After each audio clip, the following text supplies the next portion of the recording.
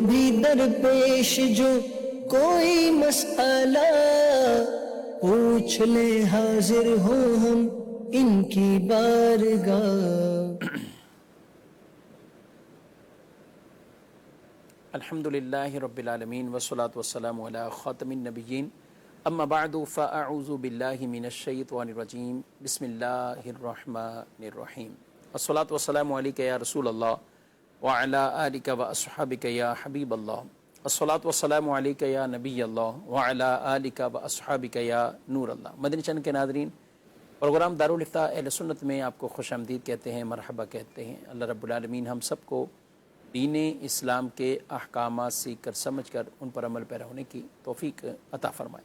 ہمارے پیارے رسول صلی اللہ تعالی علیہ وآلہ وسلم کا فرمان عظمت علی شان ہے، ان اول الناس بی یوم القیامہ اکثرہم علیہ صلاۃ، قیامت کے دن میرے سب سے زیادہ قریب ترین وہ ہوگا جو مجھ پر کثرت سے درود پڑھتا ہو۔ صلو علی الحبیب صلی اللہ تعالی علی محمد صلی اللہ علیہ وآلہ وسلم، صلاۃ و سلام علیکہ یا سیدی یا رسول اللہ۔ ناظرین کرام، اس پروگرام میں بطور خاص ہم آپ کے سوالات شامل کرتے ہیں۔ نمبر اسکرین پر ملاحظہ فرما رہے ہیں، ان نمبرز پر اپنے سوالات آپ بھیجیے۔ ممکنہ صورت میں آپ کا سوال اسی پروگرام میں آن ایئر کریں گے اور مفتی صاحب سے اس کا جواب لیں گے۔ آج کے ہمارے پروگرام میں شامل ہیں شیخ الحدیث مفتی محمد حسن رضا عطاری صاحب، ان کو خوش آمدید کہتے ہیں۔ جزاک اللہ۔ الحمدللہ رب العالمین علی کل حال۔ رجب المرجب شریف کا ماشاءاللہ آج پہلا دن گزرا ہے اور دوسری شب ہے۔ مبارک مہینہ ہے، برکتوں والا، اور بطور خاص اس مہینے میں کئی دینی گھرانے ایسے ہیں کہ جن کا روزوں کی طرف رجحان بڑھتا ہے، یہاں تک کہ جامعۃ المدینہ کے طلباء ہوں، طالبات ہوں تو ترغیب دی جاتی ہے، ایک رجحان بھی اچھا ہوتا ہے، رکھنے بھی چاہیے۔ رجب شریف کے روزوں کے حوالے سے میں چاہوں گا بطور خاص رکھنے کے حوالے سے بھی، اور کچھ یہ بھی چیزیں پھیلائی جاتی ہیں کہ ممانعت رجب کے روزوں کے رکھنے کے حوالے سے، دونوں چیزوں کو آپ کیا فرماتے ہیں؟ بسم اللہ الرحمن الرحیم۔ رجب المرجب یہ ہمیشہ سے ایک عظمت والا اور ایک تعظیم والا مہینہ رہا ہے، حتیٰ کہ زمانہ جاہلیت میں، ابھی جب کہ اسلام کی آمد نہیں ہوئی تھی، اس سے پہلے بھی وہ لوگ جو زمانہ جاہلیت کے اندر موجود تھے وہ بھی اس مہینے کی تعظیم و تکریم یہ کیا کرتے تھے، اور اس کو حرمت والے مہینوں میں شمار کیا گیا ہے۔ رجب المرجب میں عبادت کے حوالے سے ہمیشہ اہل اسلام اہتمام کرتے رہے اور مختلف عبادتیں اس میں بجا لاتے رہے ہیں، حتیٰ کہ سیدنا عبداللہ بن زبیر رضی اللہ تعالیٰ عنہ نے خاص طور پر رجب کے مہینے میں عمرہ یہ کرنا شروع کیا، تو اس کے بعد پھر اہل اسلام جو ہے وہ عمرے کی طرف رجب میں راغب ہوئے۔ نبی پاک صلی اللہ تعالیٰ علیہ وآلہ وسلم نے بھی رجب المرجب میں عبادت کی خاص ترغیب دلائی ہے۔ حافظ ابن حجر عسقلانی رحمۃ اللہ تعالیٰ علیہ، جیسا کہ آپ نے کہا کہ بعض لوگ اس حوالے سے طرح طرح کی گفتگو کرتے ہیں، تو ایک گفتگو یہ کی جاتی ہے کہ رجب کی فضیلت کے اندر کوئی حدیث مروی نہیں ہے اور کوئی صحیح حدیث اس کے اندر موجود نہیں ہے، بلکہ جو کچھ بھی اس حوالے سے مذکور ہے وہ گویا کہ ایک طرح سے یہ ذہن دیا جاتا ہے کہ وہ سب من گھڑت ہے، تو یہ بات بالکل غلط ہے۔ کئی ائمہ نے اس پر کتابیں تحریر فرمائیں، جیسے کہ حافظ ابن حجر عسقلانی رحمۃ اللہ تعالی علیہ، انہوں نے اس موضوع پر ایک کتاب تحریر فرمائی، تبیین العجب فی ما ورد فی فضل رجب کے فضائل کے حوالے سے آپ کا یہ رسالہ ہے۔ اسی طرح حضرت علامہ علی قاری رحمۃ اللہ تعالی علیہ، جنہیں ہم ملا علی قاری رحمۃ اللہ علیہ کے نام سے جانتے ہیں، انہوں نے الادب فی رجب کے نام سے کتاب تحریر فرمائی۔ اس سے قبل اور علماء نے اس موضوع پر کتابیں تحریر فرمائی ہیں اور رجب کے حوالے سے ائمہ اسلام کا جو ایک اہتمام تھا اسے ذکر کیا ہے۔ ابن حجر عسقلانی رحمۃ اللہ تعالی علیہ جو جلیل القدر محدث ہیں، انہوں نے اپنی اس کتاب تبیین العجب میں یہ بیان کیا کہ رجب کے حوالے سے جو احادیث طیبہ آئی ہیں وہ دو طرح کی ہیں۔ ایک تو واقعی وہ ہیں کہ جو من گھڑت ہیں، جو حدیثیں ہیں ہی نہیں اور وہ نبی پاک صلی اللہ علیہ وسلم کی طرف منسوب کی گئی ہیں، اور دوسری وہ احادیث طیبہ ہیں کہ جو موضوع نہیں ہے، من گھڑت نہیں ہے اور یہ اپنی طرف سے گھڑی نہیں گئی، بلکہ وہ نبی پاک صلی اللہ تعالیٰ علیہ وسلم کے فرمان کے طور پر ہی آئی ہیں۔ ہاں، اس میں جو اصطلاحی طور پر فن حدیث کے اعتبار سے جو ایک علمی بحث ہے وہ یہ ہے کہ وہ سندن ضعیف کہلاتی ہیں، لیکن ساتھ ہی ساتھ ابن حجر عسقلانی رحمۃ اللہ تعالی علیہ ہوں یا دیگر محدثین ہوں، انہوں نے اس بات کی وضاحت بھی کی ہے کہ جب تک حدیث من گھڑت نہ ہو تو وہ حدیث مبارکہ جو فضیلتیں ہوتی ہیں اس کے اندر معتبر ہوتی ہے۔ تو اس حوالے سے جو ہم رجب کے روزوں کی فضیلت بیان کرتے ہیں یا اس میں استغفار یا دیگر چیزوں کے حوالے سے گفتگو کرتے ہیں، تو وہاں جو احادیث طیبہ مذکور ہیں وہ ہیں کہ جو اگرچہ کہ سند کے اعتبار سے ضعیف ہیں لیکن اس مقام پر وہ معتبر ہیں۔ اس کے علاوہ ابن حجر عسقلانی رحمۃ اللہ تعالی علیہ نے سنن نسائی کی ایک حدیث پاک ذکر کی جو صحیح حدیث پاک ہے، اور اس سے آپ نے رجب کی اہمیت کو بیان کیا۔ وہ کیا کہ حضور کریم صلی اللہ تعالی علیہ وآلہ وسلم شعبان المعظم کے روزے کثرت کے ساتھ رکھتے تھے، تو نبی پاک صلی اللہ علیہ وسلم کی بارگاہ میں اس کی وجہ پوچھی گئی تو حضور پاک صلی اللہ علیہ وسلم نے یہ ارشاد فرمایا کہ یہ رجب اور رمضان کے درمیان کا مہینہ ہے اور لوگ اس سے غافل ہیں۔ تو آپ فرماتے ہیں کہ اس میں اس طرف اشارہ ہے کہ اس دور میں بھی رمضان کے اندر عبادت ہوتی تھی، رجب کے اندر عبادت ہوتی تھی، لیکن جو شعبان کا مہینہ ہے لوگ اس میں عبادت سے غافل تھے۔ تو غافل سے مراد یہ کہ خاص اس کا اہتمام نہیں کرتے تھے، تو نبی پاک صلی اللہ تعالیٰ علیہ وآلہ وسلم نے اس مہینے میں روزے رکھ کر، یعنی شعبان کے مہینے میں روزے رکھ کر اس بات کی ترغیب دلائی، تعلیم دی، سکھایا کہ جس طرح رجب اور رمضان کے اندر اہتمام کیا جاتا ہے اسی طرح شعبان کے اندر بھی اہتمام کیا جائے گا۔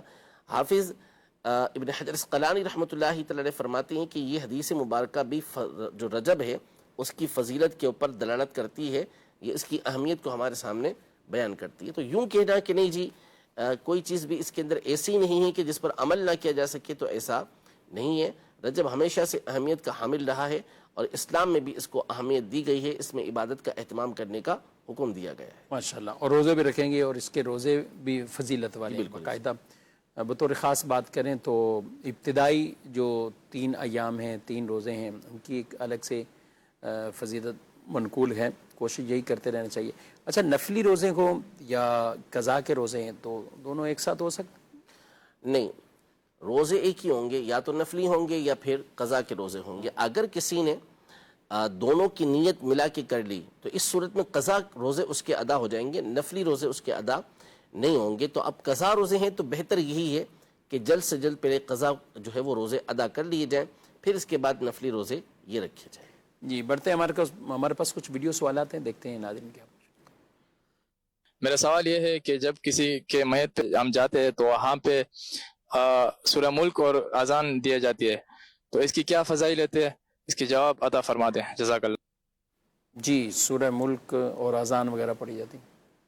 عام طور پر تو اذان جو پڑھی جاتی ہے وہ قبر پہ پڑھی جاتی ہے، جی، تو اصل یہ ہے کہ اللہ پاک کا ذکر تو کہیں بھی کیا جائے یہ برکت والے ہی ہے، سوائے یہ کہ کہیں منع کیا گیا ہو، جیسے نجاست والی جگہ ہوتی ہیں، خراب جگہ ہوتی ہے، تو وہاں جو ہے اذان دینے سے یا ذکر کرنے سے، اللہ پاک کے ذکر کرنے سے مطلقاً منع کیا گیا، قرآن نہیں پڑھ سکتے ایسے مقام پر۔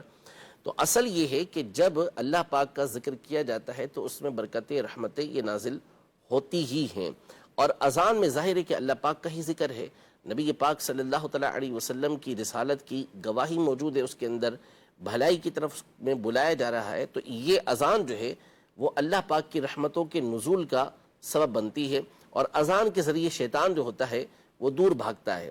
تو اب اذان دیں گے تو انشاءاللہ امید ہے اللہ پاک کی بارگاہ میں کہ جو بندہ ہے، مردہ ہے، اس کو انشاءاللہ اس سے فائدہ پہنچے گا۔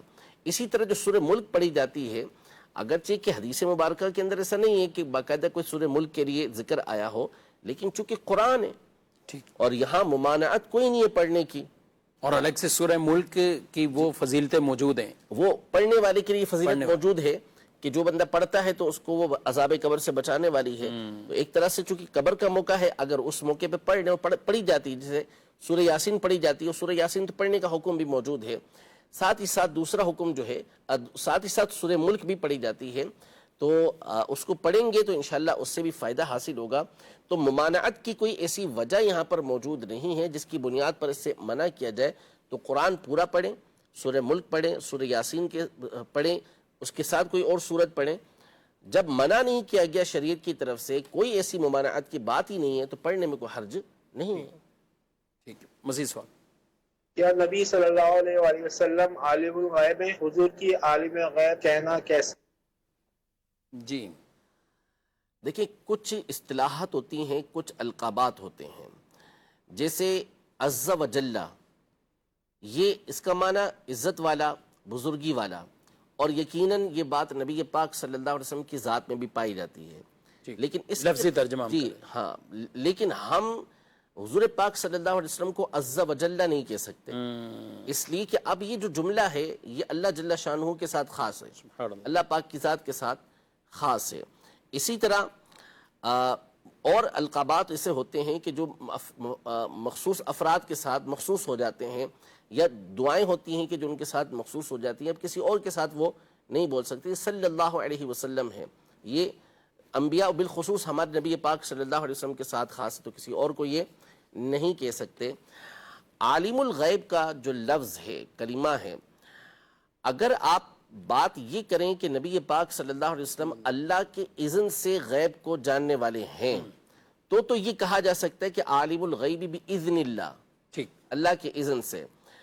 تو یہ ہمارا عقیدہ نظریہ ہے کہ اللہ کے دی ہوئی قدرت سے، اللہ تبارک و تعالیٰ کے دی ہوئے علم سے نبی پاک صلی اللہ علیہ وسلم علم رکھتے ہیں، اور غیب کا علم بھی رکھتے ہیں. لیکن اصطلاح شریعت کے اندر جو عالم الغیب مطلقاً بولا جاتا ہے، وہ صرف اللہ کی ذات کے لیے بولا جاتا ہے. تو یوں نبی پاک صلی اللہ علیہ وسلم کو مطلقاً تو یوں نہیں کہیں گے عالم الغیب، لیکن اگر کوئی یہ کہتا ہے کہ اللہ پاک کی عطا سے عالم الغیب ہیں یا اللہ پاک کے اذن سے عالم الغیب ہیں، تو ایسا کہنے میں حرج نہیں ہے. تو اس سے دھوکہ نہ کھایا جائے. دو باتیں ہیں. ایک تو ہمارا عقیدہ اور نظریہ جو اتنا تفصیل سے بیان کرنا پڑا ہے، وہ اس لیے کہ بعض لوگ پھر دھوکہ دیتے ہیں. یعنی عالم الغیب کہنا جائز نہیں ہے، تو وہ کہتے ہیں کہ پھر کچھ بھی علم غیب بھی نہیں ہے. عالم الغیب ایک جو لقب ہے، جو لفظ ہے، جو کلمہ ہے، یہ اللہ پاک کی ذات کے ساتھ خاص ہے. لیکن اگر کوئی اس سے یہ معنی مراد لے کہ نبی پاک صلی اللہ علیہ وسلم کو غیب کا علم ہی نہیں، تو پھر وہ غلط لے گا. صحیح. ٹھیک ہے، اللہ پاک کے اذن سے نبی پاک صلی اللہ تعالیٰ علیہ وآلہ وسلم کو غیب کا علم ہے، اس اعتبار سے عالم الغیب بھی اذن اللہ ہے. لیکن عالم الغیب کا جو لفظ ہے وہ اللہ پاک کی ذات کے ساتھ خاص ہے.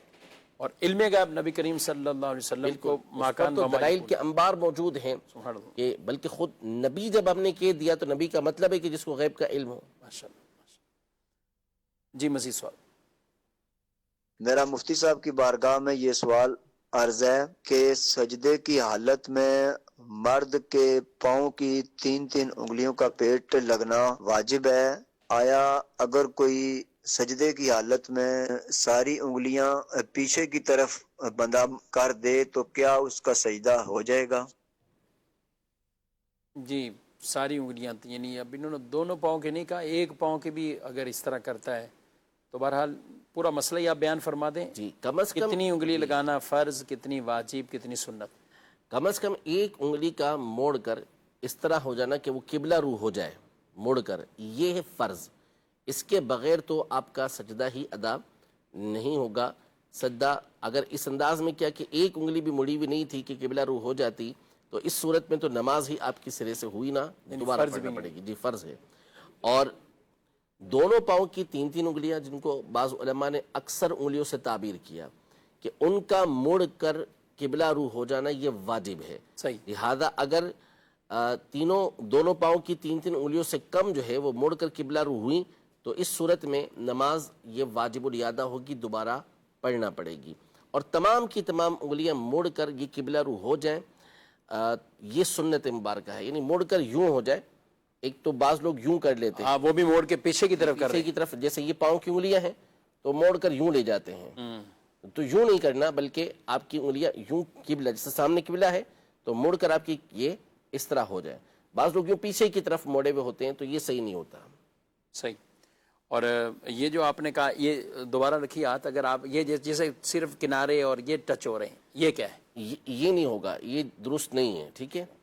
اچھا، اب چونکہ اب قبلے کی ہم بات کریں تو جیسے قبلے کی ڈائریکشن یوں ہے، صحیح ہے، اور اب میں صرف سمجھانے کے لیے کر رہا ہوں، ویسے تو جو ہمارے پاؤں ہیں اس کا تھوڑا سا وہ مڑتے ہیں، یہ نہیں مڑتی ہیں. تو وہ یوں مڑ کے آپ کے یوں ہو جائیں گے، مڑ کر اس طریقے سے یہ جو سرے ہیں آپ کے یہ قبلے کی طرف ہو جائیں گے. بعض لوگ کیا کرتے ہیں کہ پیچھے کی طرف یہ ان کی انگلیاں مڑتی ہیں، پیچھے کی طرف ان کے جو سرے ہوتے ہیں یہ چلے جاتے ہیں، تو یہ درست طریقہ کار نہیں ہے. اچھا یہ مردوں کے لیے، عورتیں کیا کریں؟ عورتوں کے لیے نہیں، یہ مردوں کے لیے. عورتیں تو پاؤں وہ اپنا کسی بھی طرف نکالنا چاہیں، سیدھی جانب نکالنا چاہیں تو سیدھی جانب وہ نکال لیں گے. یعنی عورتوں پر انگلیاں لگانے کا نہیں، ان کا جو طریقہ کار ہے وہ سنن ابی داؤد، مراسیل ابی داؤد کے اندر، اسی طرح سنن بیہقی کے اندر جو حدیث پاک ہے جو مرسل جید ہے اس کے بارے میں اس کے اندر واضح طور پہ موجود ہے. انہیں تو سمٹ کا سجدہ کرنے کا یہ حکم دیا گیا ہے، تو اس میں تو پاؤں اس طریقے سے موڑنے کا کوئی تصور ہی نہیں ہے جو ان کی سجدے کا طریقہ کار ہے. صحیح. اچھا یہ سوال ہے کہ نماز پڑھتے ہوئے اگر بچے آگے سے گزر جاتے ہیں تو نماز میں کوئی خلل آیا یا نہیں آیا؟ بچے گزرے یا کوئی بڑا گزرے، پڑھنے والے کی نماز میں تو خلل نہیں آئے گا، نماز اس کی ہو جائے گی.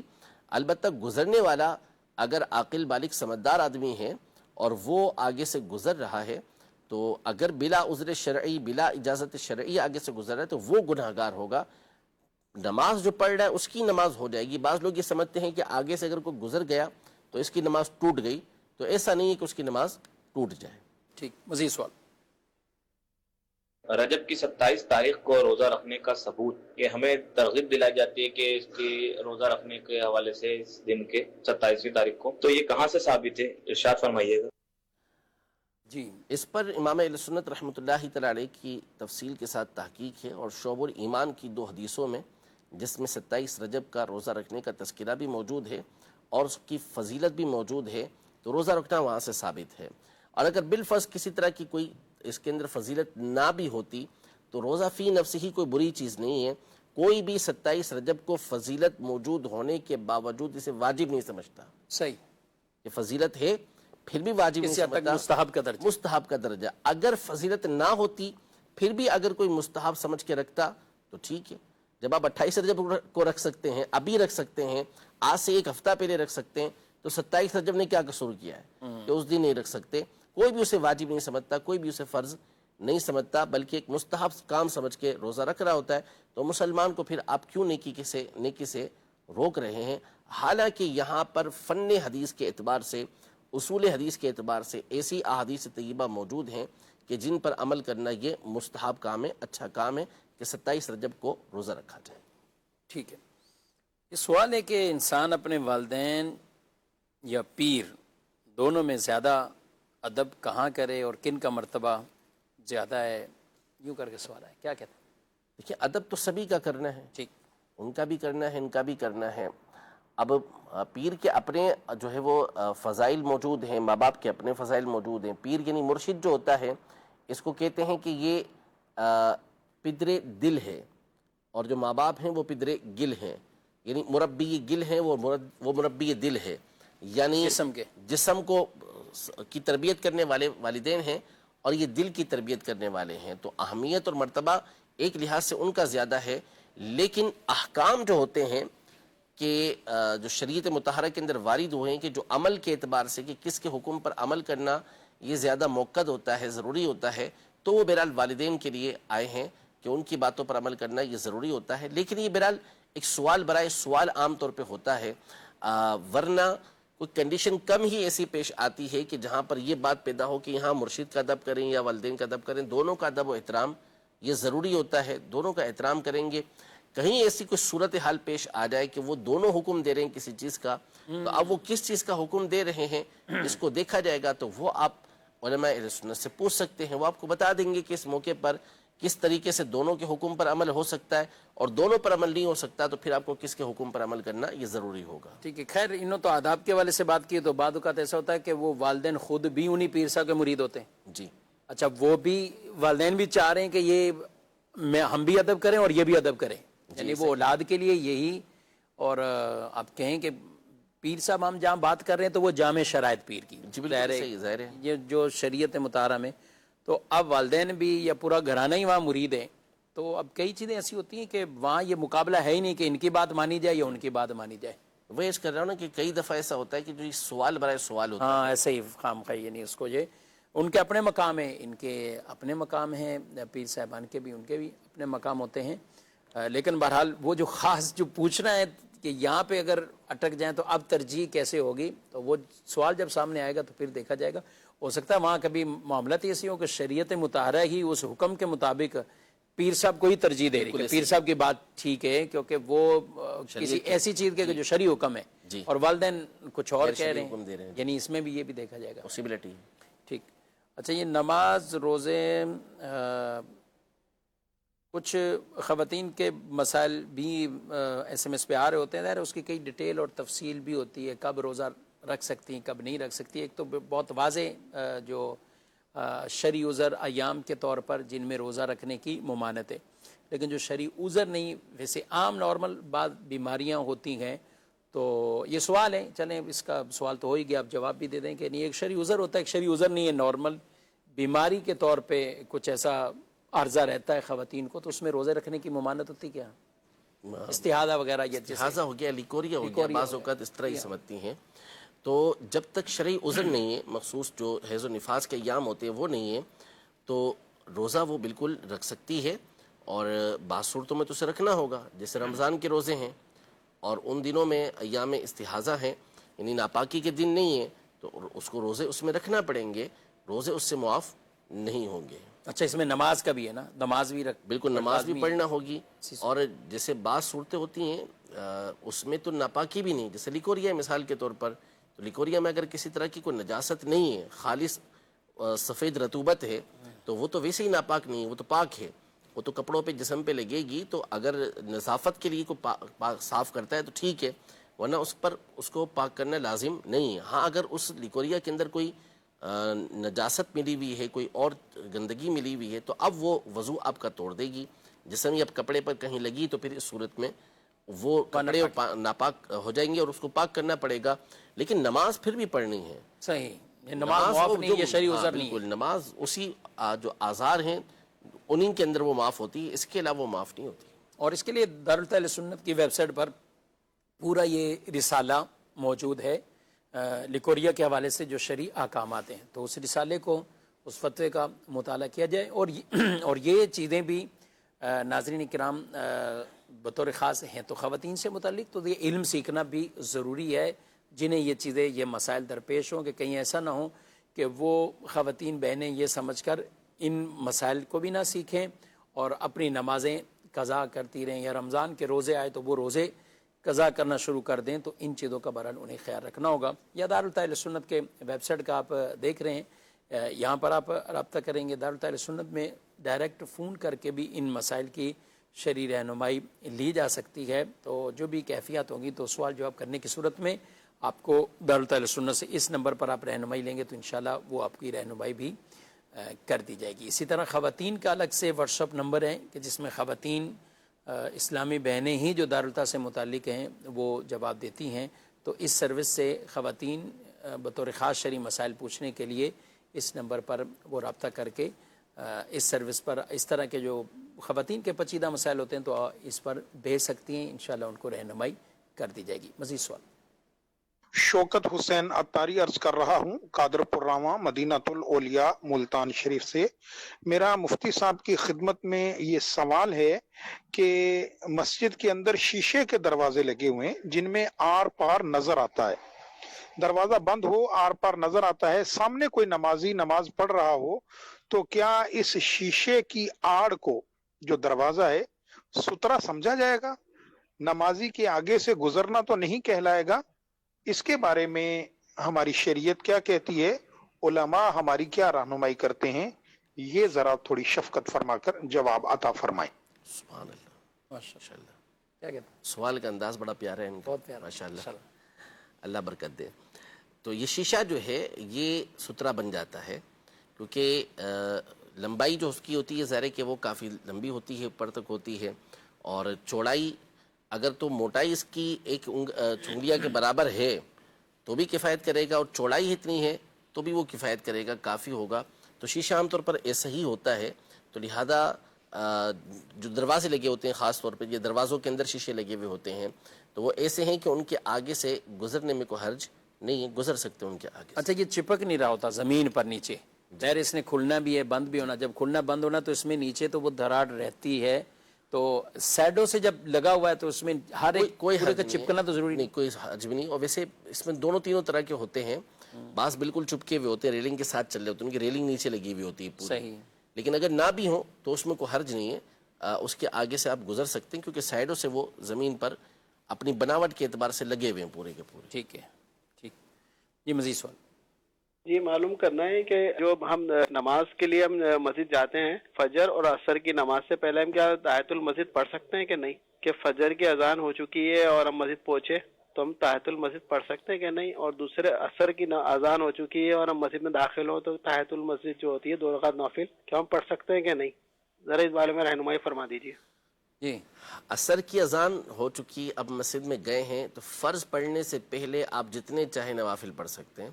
تحیۃ المسجد بھی پڑھنی چاہیے, پڑھ سکتے ہیں, اس میں کوئی حرج نہیں ہے.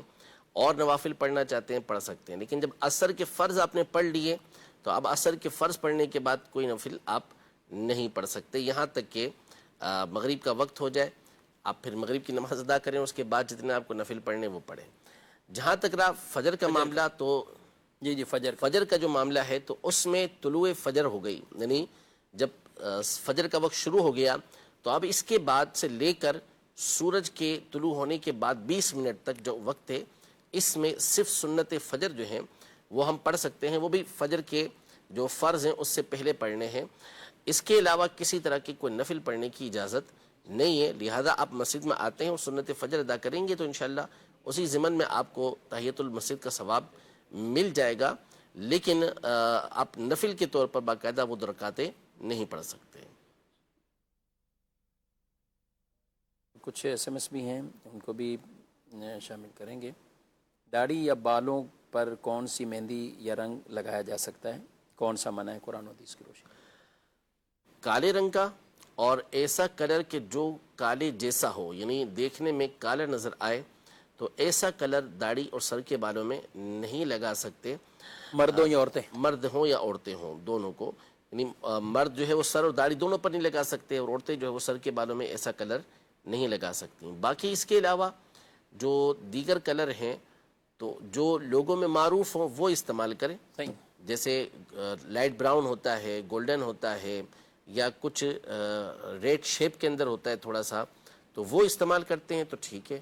باقی اس کے علاوہ کوئی اور کلر استعمال کریں گے تو کلر تو دیگر استعمال بھی جائز ہوں گے, لیکن ایسا کلر کہ جو لوگوں کو یعنی متوجہ کر لے, یعنی لوگ حیرت سے دیکھیں کہ یہ کیا لگایا ہوا ہے. مثال کے طور پر بلو کلر کے کلر بال بنا کر آ جاتا ہے ہمارے یہاں, اچھا, یا پنک بنا لے. پنک بنا لے, نہیں بنانے والے بناتے ہیں اسے. اچھا, ان داڑیاں بھی, داڑھی کا تو نہیں پتا لیکن وہ کرتے ہیں. تو ایسا کلر کہ جو اس انداز کا ہو تو وہ اس سے منع کیا جائے گا, کہ یہ استہزاء والی بعض اوقات صورتیں بن جاتی ہیں, مذاق والی صورت بن جاتی ہے, اور لوگ اس سے متنفر ہوتے ہیں کہ کیا چیز کر لی ہے اس نے. تو ایسا کلر لگائیں کہ جو لوگوں کے درمیان معروف ہو. جیسے چند کلر ہم نے ذکر کیے, باقی یہ کہ بلیک کلر اور جو کالے جیسا نظر آتا ہو اسے لگانے کی شرعاً اجازت نہیں ہے. بعض بہت چھوٹی عمر کے ہوتے ہیں لیکن ان کو کسی بیماری کی وجہ سے وہ وائٹ بال ہو جاتے ہیں. آپ کے پاس بھی کوئی ایسے سائل بھی آئے ہوں گے؟ بالکل آتے ہیں جوانی میں, اور کہہ رہے ہوتے ہیں ابھی تو شادی بھی نہیں ہوئی, شادی ہونی ہے, اور لوگ اسی حالت میں دیکھ کے رشتے روک لیتے ہیں, یہ کرتے ہیں, تو کیا سمجھائیں گے اس کو؟ اچھا, یہ کہتے ہیں کہ ہم وہ نہیں کر رہے ہیں, ہم سے یہ نہیں, ہم بوڑھے بھی نہیں ہیں, کہ عمر کے تقاضے کے مطابق 25 سال بھی عمر نہیں ہوئی. اصل میں دیکھیں جو دوائیاں ہیں, اگر بیماری ہے تو وہ دوائی کے ذریعے دور ہو سکتی ہے. اگر کوئی دوائی اس طرح کی کھاتے ہیں کہ جس, اور وہ شرعاً ٹھیک ہوتی ہے, اس میں کوئی ناپاک چیز نہیں ملی ہوئی ہوتی, اس کی وجہ سے اگر آپ کے بال سیاہ ہو گئے تو پھر کوئی حرج نہیں ہوگا. لیکن صرف اس بنیاد پر کہ شادی کرنی ہے اس لیے آپ جو ہے وہ اپنے بالوں کو سیاہ کر لیں تو اس کی اجازت نہیں ہوگی. آپ کوئی اور کلر لگا لیں. لگانے والے تو پتہ نہیں کیا کچھ کرتے ہیں, پورے بال ڈائی کروا لیتے ہیں, سفید کروانے کے بعد اس کو عجیب و غریب کلر کروا لیتے ہیں. تو آپ کوئی اور کلر اس کے اندر کروا لیں. تو وائٹ اپنا بلیک کروانے کی بہرحال اس صورت میں بھی اجازت یہ نہیں ہے. اگر کسی دن روزہ رکھنے کی منت مانی اور اس دن روزہ نہ رکھا تو اب کیا حکم ہے؟ اگلے دن اس کی قضا کر لیں. یعنی قضا رہی, منت مان لی تو اب قضا کرنا ہوگی. یعنی قضا سے مراد کی جو چھوٹ گیا ہے اس کی جگہ دوسرے دن رکھنا ہوگا اسے. یعنی منت ماننے والے روزے تو واجب ہو جاتے ہیں, منت شرعی ہو جاتی ہے. جی ہو جائے گی. ٹھیک ہے, مزید کال. میرا نام محمد الیاس ہے. میرا سوال یہ ہے کہ ستیلے باپ کی لڑکی سے نکاح کا کیا حکم ہے؟ برائے کرم جواب ارشاد فرما دیں. ستیلے باپ کی لڑکی سے نکاح، جی یعنی یہ ہوگا یوں کہ ان کسی شخص کی والدہ ہے، اس نے کسی شخص سے نکاح کیا، اب جس سے نکاح کیا ہے اس کی پہلے سے کہیں اور شادی ہوئی بھی تھی اور اس سے اس کی بیٹی تھی، صحیح. تو اب یہ شخص جو ہے اس سے شادی کر سکتا ہے نہیں کر سکتا؟ صحیح ہے. تو کر سکتا ہے، کیونکہ اس کے ماں باپ الگ ہیں، اس کے ماں باپ الگ ہیں، تو جب کوئی رشتہ ہے ہی نہیں جزئیت کا تو آپس میں نکاح ہو سکتا ہے. مثلا زید ہے، یعنی یہاں پہ ماں باپ بھی الگ ہیں اور وہاں پہ بھی ماں باپ الگ ہیں، یعنی وہ جو بیٹی گویا کہ کہیں کہ پیچھے سے لے کے آئے، جی پیچھے سے لے کر آئے، پیچھے سے لے کے آئے، اور یہ جن کے والد تو انتقال کر گئے تبھی تو والدہ سے، جی تو یہاں یہ فرق رہے گا مطلب. بالکل، یعنی کوئی اس میں وہ نہیں ہے، کیونکہ یہاں نہ ان کی والدہ ایک ہے نہ والد ایک ہے، دونوں الگ الگ ہیں. یعنی والد اور والدہ دونوں نے یہ جو ہوا ہے نئی شادی ہوئی ہے، وہ وہاں سے پہلے اس کی بیوی کو طلاق دے دی، انتقال ہو گیا جو بھی تھا معاملہ، ادھر سے اس کے شوہر کا انتقال ہو گیا یا اس کو طلاق ہو گئی، اب عدت گزری، عدت گزرنے کے بعد ان دونوں کا نکاح ہو رہا ہے اور دونوں کے بچے الگ الگ پہلے سے موجود ہیں، اس کا اس شوہر سے موجود ہے، اس کا اس بیوی سے موجود ہے، تو لہذا یوں جو بچے ہیں ان کے ماں باپ دونوں جدا ہیں. ہاں اب کوئی نیا بچہ پیدا ہوتا ہے تو اب چونکہ اب جو بچہ پیدا ہوگا لڑکا ہو یا لڑکی ہو، یہ اس لڑکی کے لیے بھائی ہو جائے گا، اس لڑکے کے لیے بھائی ہو جائے گا، ایک تو ہے نا. جی بالکل، تو اس لیے پھر ان کا نکاح نہیں ہو سکے گا، لیکن یہ جو صورتحال پوچھ رہے ہیں یہ نکاح ہو جائے گا. یہ نکاح ہو جائے. اچھا یہ جو رشتے ہیں بعض اوقات ٹھیک ہے، یہ تو نکاح پوچھا، بعض تو نکاح کیا ہی نہیں، صحیح ہے، وہ پیچھے سے کوئی بیٹی لے کر آئے ہیں، ان کی یہ اولادیں جوان ہوتی ہیں، تو اس میں پھر ظاہر جہاں نکاح ہو رہا ہے تو نکاح نہیں ہو رہا تو پردہ بھی وہاں آئے گا، بالکل آئے گا، بالکل یہ شریعہ کا مادہ. یہ نہیں کہا جائے گا کہ یہ تو وہی ہیں شوہر ہیں جو مطلب والدہ کے اب شوہر بنے ہوئے ہیں یا ستیلے باپ ہیں، ان کی اولادیں ہیں تو وہ ہمارے لیے بہن بھائی ہیں. بالکل نہیں، اس میں جو رشتہ ہے وہ اس کے اندر پردہ آئے گا، یہ نام آئے گا. اگر نکاح نہیں کریں گے تو پردہ تو ہے نا، یہ پردہ آئے گا. صحیح. اور نکاح کی رخصت ہی تبھی ہے کہ یہاں پردہ ہے، بالکل یہاں پردہ ہے. اگر پردہ نہ ہوتا، محارم کا رشتہ ہوتا تو پھر نکاح نہیں ہوتا ہو سکتا. اور وہ نہیں. یہ ناظرین کرام اس طرح کے سوالات ہوتے ہیں، ان کی رہنمائی لینی بھی چاہیے، بہت اچھی بات ہے. اور کئی مرتبہ آپس میں خود ہی طے کر لیتے ہیں کہ نہیں اب یوں ہو گیا، اب یوں ہو گیا. کچھ چچا بتیجے کا بھی رشتہ ایسے ہی بنا لیتے ہیں نا کہ اب یہ والد کے اعتبار سے وہ بھتیجی لگ رہی ہے، والد کے اعتبار سے، ان کے اعتبار سے نہیں لگ رہی. جی تو وہاں بھی کچھ کبھی پھپھو بنا لیتے ہیں یا کچھ اور کا رشتہ بنا لیتے ہیں. مثال کے طور پہ والد کے جو ہے وہ چچا زاد بھائی کی پوتی ہے، ہاں جی جی، تو اب یہ اس کا رشتے میں چچا لگتا ہے. یا مثال کے طور پر اس کے کزن کی بیٹی ہے، جی جی، اس کے والد کے بھائی کی بیٹی ہے، پوتی ہے مثال کے طور پر، جی جی، تو اب اس کا نکاح اس سے ہو سکتا ہے، لیکن یہ کہے گا کہ رشتے میں اس کا چچا لگتا ہے. لیکن دیکھیں تو کتنا کائنات کا مبارک رشتہ کیسا تھا. سیدہ فاطمہ زہرا رضی اللہ تعالیٰ، سبحان اللہ، ان کا رشتہ ہوا مولا کائنات مولا مشکل کشا رضی اللہ تعالیٰ عنہ سے. حالانکہ مولا مشکل کشا رضی اللہ تعالیٰ عنہ نبی پاک صلی اللہ تعالیٰ علیہ وسلم کے چچا زاد بھائی تھے. یعنی اس طور پہ دیکھیں تو وہ جو آج لوگ کہتے تو وہ بھتیجی کی طرف یعنی یہ کہتے ہیں نا، لیکن چونکہ اس میں حرمت والی کوئی بات ہی نہیں. صحیح صحیح. تو کائنات کا یہ مبارک رشتہ ہوا، یہ بتاتا ہے کہ اس طریقے سے نکاح کوئی حرج نہیں ہے اس کے اندر. تو بہرحال اس طرح کے جو معاملات ہوتے ہیں، بعض چیزیں ہم اپنے طور پہ سمجھ رہے ہوتے ہیں کہ منع ہے، حالانکہ وہ منع نہیں ہوتا، اور بعض سمجھ رہے ہوتے ہیں کہ اجازت ہے تو وہاں اجازت نہیں ہوتی. جو بھی معاملہ ہو علماء کے سامنے پیش کیا جائے، دارالتعلیم سنت سے رہنمائی لیں، مفتین اسلام سے رہنمائی آپ ضرور اس حوالے سے لیں گے تو انشاءاللہ علم میں بھی اضافہ ہوگا اور معاملات بھی صحیح طریقے سے آپ اس کو ڈیل کر پائیں گے. اللہ پاک ہم سب کو شریعت و سنت پر عمل پیرا ہونے کی توفیق عطا فرمائے. قبلہ شیخ طریقت امیر اہل سنت دامت برکاتہ العالیہ باقاعدہ شہر کراچی میں تشریف لا چکے ہیں. آپ عشاء کی نماز کے بعد مدنی مذاکرہ بھی آپ دیکھیں گے، جس سے ہو سکے فیضان مدینہ عالمی مدنی مرکز میں آپ حاضر ہو جائیں. ان مدنی مذاکروں میں ضرور شرکت کیجیے، اور ہفتہ وار جو رسالہ باقاعدہ پڑھنے کو دیا جاتا ہے اس میں بھی اپنے آپ کی یعنی اس کو پڑھیں بھی، اور اس کی باقاعدہ جو نمبرز اس کے ہیں اس پر کارکردگی بھی بھیجیں. اللہ ہمارے علم میں فائدہ اور نفع عطا فرمائے. آمین بجاہ النبی الامین صلی اللہ علیہ وسلم. ہادی و رہنما ہمارے علماء ہو کبھی درپیش جو کوئی مسئلہ پوچھ لے حاضر ہوں ہم ان کی بارگاہ.